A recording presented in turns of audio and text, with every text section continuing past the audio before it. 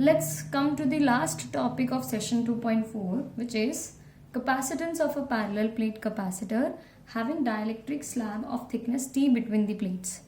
To do this particular derivation, we need to follow the steps as first would be same, that is considerations, second would be the diagram, third would be the electric field between the plates of the capacitor, fourth is potential difference between the plates, and fifth would be capacitance of the capacitor. Starting with the considerations part, we have considered two metallic plates having surface charge densities plus sigma and minus sigma respectively. The cross-sectional area of the plates is taken to be A. The separation between the plates would be taken as small d. A dielectric slab of dielectric constant capital K is inserted between the plates and the thickness of the dielectric slab is taken as T such that T is less than D. If we see a capacitor having air between the plates or no medium between the plates, we know that electric field is given by E naught, which is equal to sigma by epsilon naught.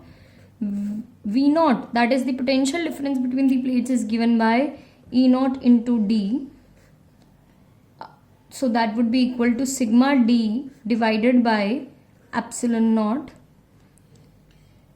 And C naught is given by epsilon naught A by D, where C naught represents the capacitance of the capacitor.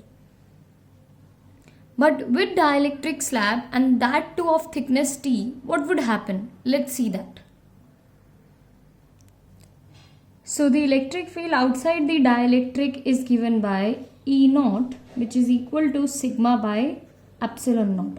And this electric field acts over a region of D minus T.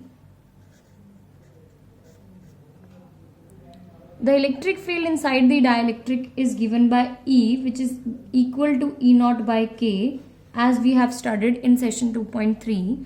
So it would become sigma by K times epsilon naught. And this electric field acts over a region of T. Potential difference between the plates is given by V, which is equal to E into D. But here we have two electric fields, one E naught and two E. So V would be written as E naught into D minus T plus E into T. Substituting the values, we would get sigma by epsilon naught into D minus T plus sigma by K epsilon naught into T. We can take sigma by epsilon naught common over here. We would get here as D minus T plus T by K. And instead of sigma, we can also write Q by A. So we would get our potential difference as Q by epsilon naught A into D minus T plus T by K. So the capacitance of the capacitor would be equal to Q by V. Substituting the value of V as Q by epsilon naught A into D minus T plus T by K. So Q gets cancelled over here. We would get epsilon naught A upon D minus T plus T by K. So the final answer would be capacitance is epsilon naught A upon D minus T plus T by K.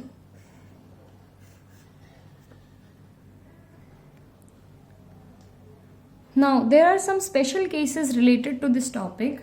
See, when thickness T is 0, that means there is no dielectric slab between the plates. What would happen?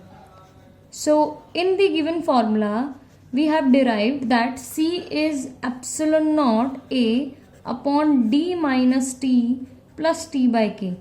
So if T becomes equal to 0, that means C would be equal to epsilon naught A upon D, which was the first derivation we have done. Second case, when T becomes equal to D.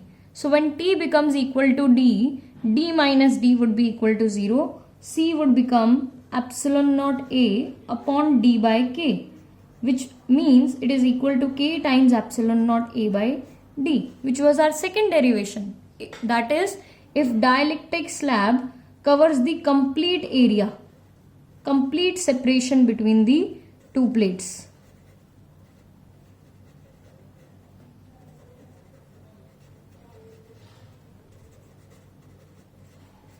And final is when slab is made of a metal or and is of thickness T. That means if the slab is a conducting slab, what would happen? In the case of conducting slab, K is equal to infinite. So if K becomes infinite, this term would come out to be 0. That means capacitance would be equal to epsilon naught A upon D minus T. So this ends session 2.4. Thank you everyone for watching the videos.